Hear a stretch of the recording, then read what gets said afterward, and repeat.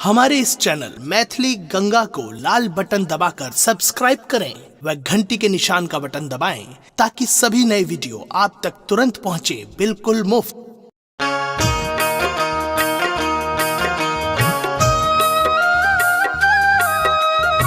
अपने सुन रहल छी गंगा कैसेट के प्रस्तुति।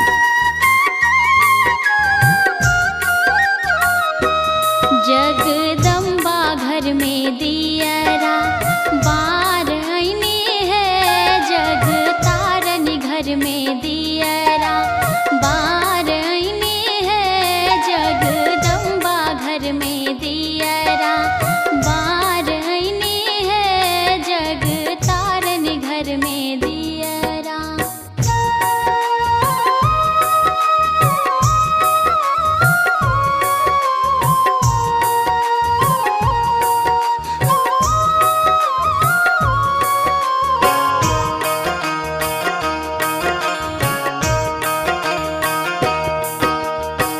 कांचन थार कपूरक बाते, कांचन थार कपूरक बाते, मैया के आरती उतार आईने है हम, मैया के आरती उतार आईने है, जगदम्बा घर में दियरा बार आईने है, जग तारन घर में दियरा।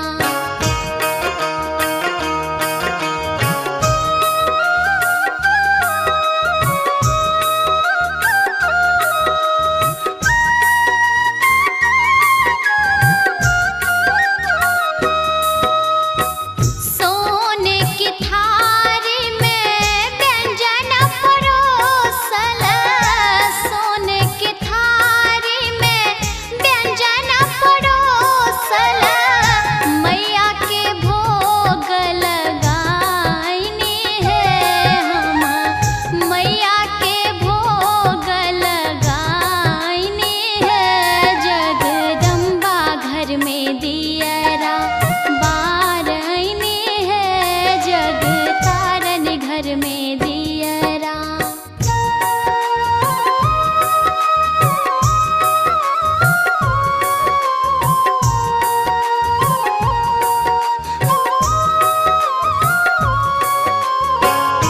अपने सुन रहल छी गंगा कैसेट के प्रस्तुति।